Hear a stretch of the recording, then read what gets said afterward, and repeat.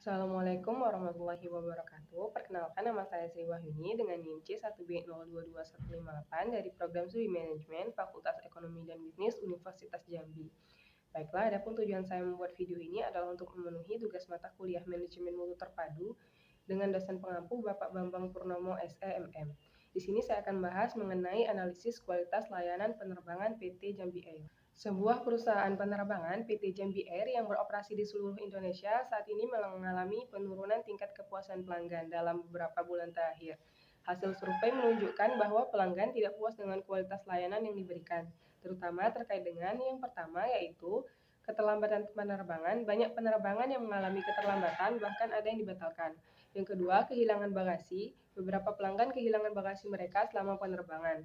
Yang ketiga, kurangnya komunikasi. Petugas maskapai penerbangan tidak selalu memberikan informasi yang jelas dan tepat waktu kepada pelanggan tentang keterlambatan atau pembatalan penerbangan. Yang keempat, ketidaknyamanan di pesawat. Kurangnya ruang kaki, makanan yang tidak enak, dan hiburan yang terbatas. Dari kasus yang sudah disebutkan tadi, timbul beberapa pertanyaan sebagai berikut. Yang pertama, apa saja faktor-faktor yang menyebabkan penurunan kualitas layanan maskapai penerbangan? Yang kedua, bagaimana cara menganalisis dan mengukur kualitas layanan maskapai penerbangan? Yang ketiga, apa saja strategi yang dapat diterapkan maskapai penerbangan untuk meningkatkan kualitas layanan? Yang keempat, bagaimana cara monitor dan mengevaluasi efektivitas strategi peningkatan kualitas layanan? Faktor-faktor yang menyebabkan penurunan kualitas layanan maskapai penerbangan. Yang pertama, keterlambatan atau pembatalan penerbangan. Jika maskapai sering mengalami keterlambatan atau pembatalan penerbangan, hal ini dapat menurunkan kualitas layanan karena akan mengganggu jadwal dan rencana perjalanan penumpang. Yang kedua, pelayanan buruk dari awak kabin atau petugas darat. Pelayanan yang kurang ramah, tidak sopan, atau tidak responsif dari awak kabin atau petugas darat juga dapat mempengaruhi kualitas layanan maskapai. Yang ketiga, kurangnya fasilitas dan layanan di bandara. Kurangnya fasilitas dan layanan di bandara seperti ruang tunggu yang sempit, fasilitas makanan dan minuman yang terbatas, atau kurangnya informasi yang jelas dari maskapai juga dapat mempengaruhi pengalaman penumpang. Yang keempat, kondisi pesawat yang tidak terawat dengan baik.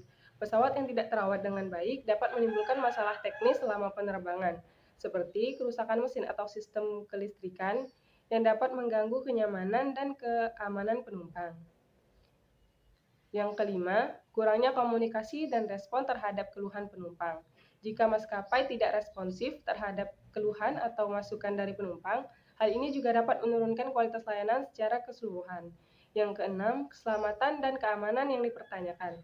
Jika terjadi insiden, keamanan atau keselamatan selama penerbangan, hal ini dapat merusak reputasi maskapai dan menurunkan kepercayaan penumpang terhadap layanan yang diberikan. Cara menganalisis dan mengukur kualitas layanan maskapai penerbangan. Yang pertama, survei kepuasan pelanggan. Maskapai penerbangan dapat melakukan survei kepuasan pelanggan secara reguler untuk mengukur tingkat kepuasan penumpang terhadap layanan yang diberikan. Kepuasan penumpang terhadap layanan yang diberikan, survei ini dapat dilakukan melalui kuesioner online, wawancara langsung, atau melalui aplikasi seluler. Yang kedua, analisis data operasional. Maskapai penerbangan dapat menganalisis data operasional seperti tingkat keterlambatan penerbangan, tingkat pembatalan penerbangan, atau jumlah keluhan dari penumpang yang mengevaluasi kualitas layanan yang diberikan. Yang ketiga, evaluasi dari lembaga independen. Maskapai penerbangan juga dapat mengikuti evaluasi atau penilaian dari lembaga independen seperti Skytrax yang memberikan penghargaan kepada maskapai dengan kualitas yang terbaik. Yang keempat, monitoring media sosial. Maskapai penerbangan dapat memantau dan menganalisis komentar dan ulasan dari penumpang di media sosial untuk mengetahui persepsi dan pengalaman penumpang terhadap layanan maskapai. Yang kelima, benchmarking dengan pesaing. Maskapai penerbangan dapat melakukan benchmarking dengan pesaing untuk membandingkan kualitas layanan yang diberikan dan mengetahui posisi mereka di pasar. Yang keenam, audit internal. Maskapai penerbangan dapat melakukan audit internal secara berkala untuk mengevaluasi proses operasional dan layanan yang diberikan, serta mengidentifikasi area yang perlu ditingkatkan. Strategi yang dapat diterapkan maskapai penerbangan untuk meningkatkan kualitas layanan. Yang pertama, pelatihan dan pengembangan karyawan. Maskapai penerbangan dapat memberikan pelatihan dan pengembangan karyawan secara teratur untuk meningkatkan keterampilan dan pengetahuan mereka dalam memberikan layanan yang berkualitas kepada penumpang. Yang kedua, fokus pada keamanan dan keselamatan. Maskapai penerbangan harus selalu memberikan prioritas pada keamanan dan keselamatan penumpang sebagai bagian dari kualitas layanan yang mereka berikan. Yang ketiga, peningkatan fasilitas dan kenyamanan. Maskapai penerbangan dapat meningkatkan fasilitas dan kenyamanan di pesawat seperti kursi yang lebih nyaman, hiburan di pesawat, dan layanan makanan yang berkualitas. Yang keempat, peningkatan komunikasi dengan penumpang. Maskapai penerbangan dapat meningkatkan komunikasi dengan penumpang, baik sebelum, selama, maupun setelah penerbangan, untuk memberikan informasi yang jelas dan membantu penumpang dalam mengatasi masalah atau keluhan. Yang kelima, inovasi teknologi.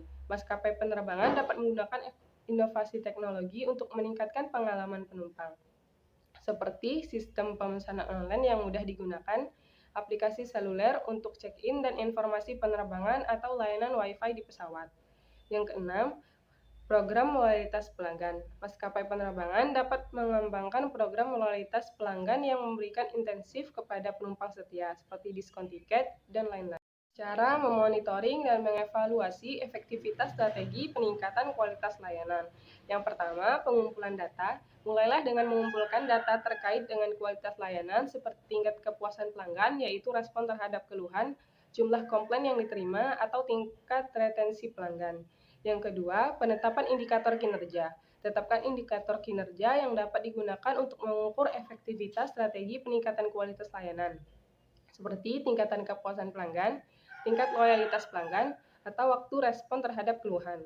Yang ketiga, analisis data. Analisis data yang telah dikumpulkan untuk mengevaluasi apakah strategi peningkatan kualitas layanan telah diberikan hasil yang diinginkan, identifikasi tren positif dan negatif yang mungkin terjadi. Yang keempat, benchmarking. Bandingkan kinerja maskapai penerbangan dengan pesaing lain atau standar industri yang untuk melihat sejauh mana mereka berhasil dalam meningkatkan kualitas layanan mereka. Yang kelima, evaluasi internal. Lakukan evaluasi internal secara rutin untuk menilai sejauh mana strategi peningkatan kualitas layanan telah diimplementasikan dengan baik dan apakah ada yang perlu diperbaikan atau ditingkatkan. Yang keenam, perbaikan berkelanjutan. Berdasarkan hasil monitoring dan evaluasi, identifikasi area di mana perbaikan dapat dilakukan dan buat rencana tindak lanjut untuk terus meningkatkan kualitas layanan. Baiklah, sepertinya hanya itu yang dapat saya sampaikan. Apabila ada kekurangan dan kesalahan, saya mohon maaf. Saya akhiri. Wassalamualaikum warahmatullahi wabarakatuh.